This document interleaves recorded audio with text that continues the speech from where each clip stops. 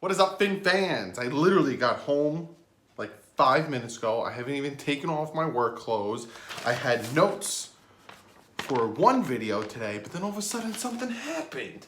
That is what the title is. You're still gonna get the notes from what originally I wanted to talk about. But hello? The Dolphins are seriously interested in Jadeveon Clowney. Now, when I first heard these rumors a while back, like a few weeks back, I was like, Jadeveon Clowney he had a back injury, which back injuries don't go away, especially in the NFL, and they're nagging. So there's that. And he's going to be expensive as all holy hell. So today I hear that it's more and more interested. The Dolphins are more and more interested. I'm literally going to break everything down. I took notes, and then I got notes from what I initially wanted to do with my video today. But I'm going to smash them into one video. Why not? So let's talk about this. Jadeveon Clowney fired his agent.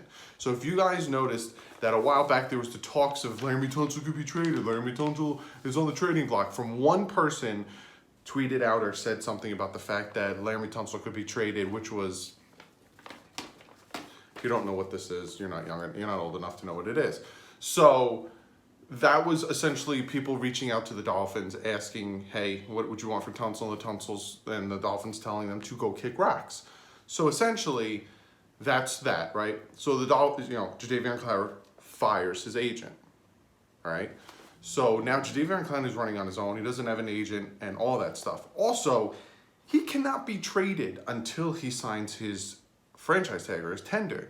So as of right now, he has complete and utter control over the situation. I'm looking at my notes. He has complete and utter control over the situation. And that is where it comes into the whole Dolphins really interested in Jadeveon Clowney situation, because Jadeveon Clowney supposedly wants to play for either the Eagles or the Seahawks, a potential Super Bowl contender. So, and that's from Aaron Wilson. Again, follow me on Twitter. A lot of what I'm telling you, I did research on Twitter, and then I also did my own research like I normally do. So I'm going to tell you the tweets that I hear these things from, but also follow me on Twitter. So there's talks that he wants to go to the Eagles to the Seahawks. So the fact that he hasn't signed his tender means that if the Texans are like, look, we came to an agreement with the Dolphins, we're going to trade you to the Dolphins. He's like, no, I don't want to go to the Dolphins. I'm not going to sign my tender, and there's nothing you can do about it. So there's that. But then you're like, so what the hell is all this hoopla about? But then it was reported from Ian Rappaport. And when I heard it was reported from Ian Rappaport, I instantly had a flashback. Didn't hurt. I had a flashback to when he reported that Antonio Brown was traded to the Buffalo Bills. And then all of a sudden it was like, no, he's not. But Joe Shad also reported that Jadeveon Clowney met with Brian Flores. So if he's meeting with Brian Flores, and then I'm also hearing from Armando Salguero, Adam Beasley, other guys that are in the Dolphins organization that are saying that, yeah, he has met, and this is a serious thing. Dolphins are actually seriously, legitimately interested in getting Jadeveon Clowney. So now you're thinking, all right, so the Dolphins want to get him. Brian Flores met with him. He's like, so you have to pitch to him, look, this year we might not be playoff Super Bowl contenders, but next year we have the cap, we have the picks, we can build this team, and then you can be on a Super Bowl winning team. Just got to stay with us, help us build this 1 year, play your ass off. Just kiss his ass a little bit, right? So then there's some lingo in the situation. Now, I'll tell you what I'm hearing about what the Texans kind of want. Again, this is what I'm hearing. These are sources, so take it with a grain of salt, or sand, or poop, whatever you want to say. But the team that is trading for him cannot sign him or re-sign him to a contract until January. If you guys remember the whole Jarvis Landry thing, we tagged him and signed him, that happened in the beginning of the year. Now, if we trade for Jadeveon Clowney, we get him as is. We cannot restructure his contract until January. So essentially, this year he will go against our cap for $15.967 million. So we will instantly go from having $29 million. Again, the $29 million is because we cut 2 more players today, but we cut a bunch of players that I'm going to talk about. That was my original video. $29 million, so we gained about $7 million in the cuts to about 14? My brain is shutting off. I have to do math. 14 million. So we still have over 10 million, which we like to carry over to the next season, but we cut our cap in half. And then next year we can franchise tag him if he doesn't want to stay with us again, or if he's like, I made a mistake wanting to be traded here, but that's about 19 million for him next year, which I hope that's not what happens. So there's all your information. There's all your nuggets of what's going on right now. Fired his agent, 1. He hasn't signed his tender, 2. So he has complete control over where he goes and how much he goes for. 3, wants to be with the Seahawks and the Eagles, but he did meet with Brian Flores. 4, he's gonna be going against our cap at 15.96 million, and there's nothing we can do about it. So as fans and as the head coach and as GM and as everyone that loves and wants the Dolphins to succeed, you got to think about those things. Is he healthy? Is he dynamic enough? And is he worth 15.96 million this year on a team, mind you? I don't think this. The media and a lot of other fan bases and even some people in our own fan base think is tanking. So if we're tanking like everyone in the world thinks, but some of us Dolphin fans, why were we seriously going for Jadeveon Clowney? You got to think about it that way. For the future, cool, for the future. But you're dropping 15 mil right now to get him for the future. So there's that. Now there's the talk of, okay, so what do the Texans want? What do we have to give up to get Jadeveon Clowney, right? What I'm hearing, now this is from multiple Twitter sources and this is from other sources, that supposedly, being that he's now fired his agent and things are in a different scenario and the Dolphins are showing more interest, supposedly he can be had for an offensive lineman or a wide receiver. We are not, and I'm repeating, not trading Laramie Tunsil. If we trade Laramie Tunsil, it'll be the dumbest thing. And if you say, why not? We'll build up the defensive line, and then because then all of a sudden you have your cornerstone left tackle, which is the most important part of your offensive line, especially for a right-handed quarterback. You're going to get rid of him just to have to get another one. It's the same situation when everyone wanted to trade Xavier Howard. Why would you trade him just to get another him? Doesn't make any sense. So, and that's why supposedly the trade for Jadeveon Clowney in the first place fell through, because the Dolphins are not trading Laramie Tunsil. So, offensive line or wide receiver, Kenny Stills, or a second-round pick. Now, we have 2 twos. We have 2 of every round, except for first round.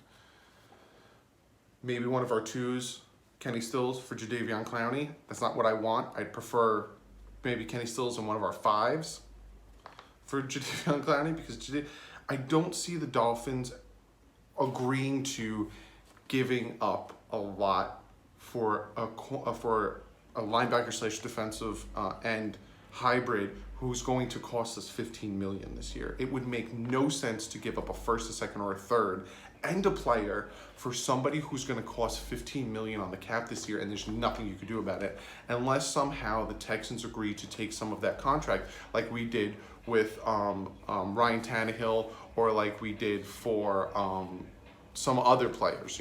We want to get the higher pick, so we'll just pay for the higher pick. So there's that. So essentially, when it comes to the whole Clowney situation, and that's all I got for Clowney. When it comes to the whole Clowney situation, if they trade for him, I want to hear what we gave up for him, but it does make me worried. Now, don't get me wrong, Jadeveon Clowney is a very good and very dynamic linebacker / defensive end, and he will make this defense better. But again, you have to put into perspective that he's going to cost 15 million against the cap. He has had a back injury, and where is he at mentally if he wants to play for the Dolphins? That's the other thing. You don't want to play for the Dolphins even after meeting Brian Flores. He's not going to come here. He will go to the Eagles or the Seahawks. So these are the things we got to think about. As of right now, of me recording this, let me check my Twitter. As of me recording this right now, nothing is going on. No trade has happened. He hasn't gone anywhere. No, nothing. Nothing has happened as of right now, so we're still good. But those are the things we need to talk about. So let me get into what I actually wanted to talk about today. And it's going to be a little bit shorter because most of my video was about Jadeveon Clowney potentially coming to the Dolphins. The Dolphins did cut 4 more people today. So they cut TJ McDonald. They cut Jordan Mills, Clive Wolford. Both of them got an injury clause type thing. And they cut Akeem Spence and Chase Allen. All of those cuts, especially Akeem Spence, put the Dolphins at a $7 million savings, so they're not at $29 million in cap space. And next year they're going to be again north of $90 million. Fitz did not practice today because he is sick. He has an illness, so he most likely will not play on Thursday. So that means that you're going to get half of the game is going to be Rosen, half of the game is going to be Ruddick. Now, he could play, he could get better, and they end up playing, and then they'll split it up. But there's that. This is also who did not practice today. Dwayne Allen, Kenny Stills, he had a minor leg injury, or maybe the Dolphins are like, take a break, we might trade you to the Texans. Again, not saying I want it, but I'm just putting little nuggets in your head to think about. Dieter, remember I talked about that limp the other day? He didn't practice today. Kilgore, McMillan, Gingle, and obviously our quarterback Fitz. He's sick. He's got the runs and the guns. I don't know, but he's sick. So, Flores did have a press conference today before practice. I'm going to talk about a few things that he said, mostly about the quarterback and about the players that we released. So, on Fitz being sick, he says, I think he's done a lot. We know what it is, this training camp, along with his history in the league. I think we've got a good evaluation of him. Essentially saying we don't need him to play Thursday to make a decision on who's the starting quarterback against the Ravens. And he also said, we don't know who's going to be starting. They know. They're just not telling us or the Baltimore Ravens. I don't know why I'm whispering this loud, because essentially everyone can hear me. So essentially, there's that. On the playmakers on the offense, he says we got a lot of playmakers who can make people miss. He's talking about Albert Wilson, Jakeem Grant, Kenny Stills, Drake, Balaj. Talking about the great weapons we have on offense. It's just too bad we have no offensive line opposite of left tackle. I kind of would prefer the Dolphins to make this big of a move of a trade for a right tackle guard situation. My voice is getting higher. But they're going for defense. They want to stack the defense. Hey, defense wins championships, am I right? But if you can't score points to win, then it's, what are we just going to go 0-0 and 16? 0-0 and 16, get it, because 16 ties. Moving on. Who will we see Thursday? See a lot of Jake. Fitz is dealing with an illness. You won't see him today.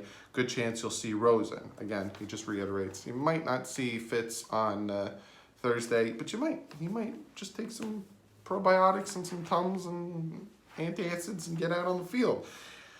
Again, on the starters, he says he hasn't decided. Chance of Rosen playing week 1 with Fitz's illness.